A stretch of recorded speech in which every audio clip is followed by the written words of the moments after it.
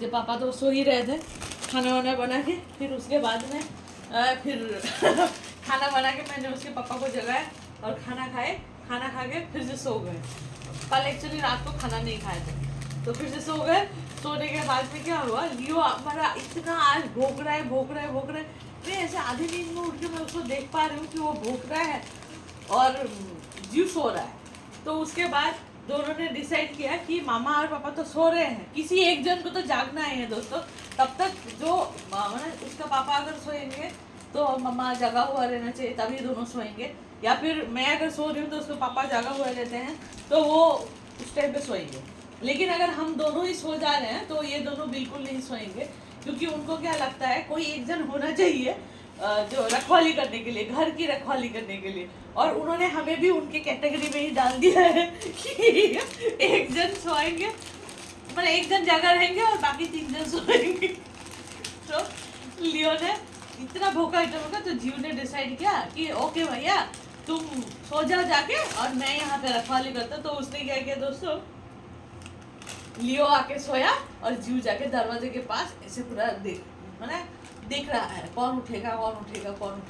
मैं ऐसे नींद से मैं उठ के देखा तो देखा जीव दिख रहा है दरवाजे के सामने। मैं देखा कि जीव दिख रहा है, जीव क्या कर रहा है, देख रहा हूँ जीव सबको देख रहा है और सब लोग सो रहे हैं, लियो भी सो रहा है। तो मैंने बोला अच्छा, लियो जो तब से इतना भौंक रहा था जीव ने जाके चुप कराया।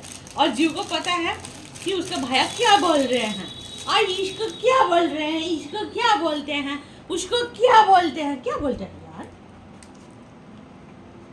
तुम्हारा नाम बताइए ना तुम्हारा नाम। रुको आंखों में कुछ लगा है।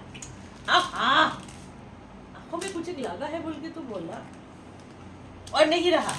ये सब खत्म हो गया, देखो फिनिश। यार उसका अंदर मुंह घुसा के देखेगा। अरे नहीं है। हाँ, जैसे ही खत्म हो गया वो चला गया कि हाँ खत्म हो गया।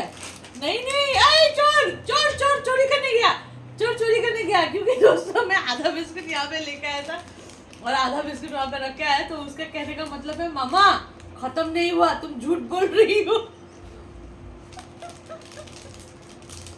या तुम क्या कोई ध्यान में बैठे हो, कौन